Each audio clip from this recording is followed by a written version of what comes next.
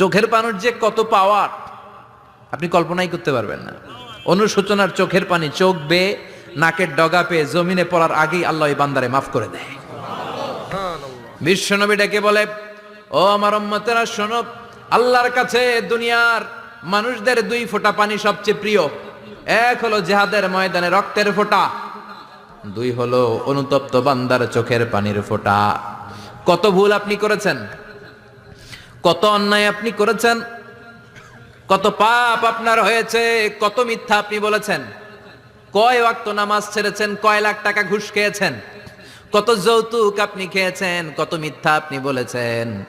আপনার পাপ যত বড় হোক, যত বিশাল হোক, যত বেশি হোক, আল্লাহর দয়ার পরিসীমা তার চাইতেও বড়। আপনার পাপ, আপনার অন্যায়, আপনার জুলুমগুলো যদি হয় খালের পানির সমান, বিলের পানির সমান, আল্লাহর দয়া সাগর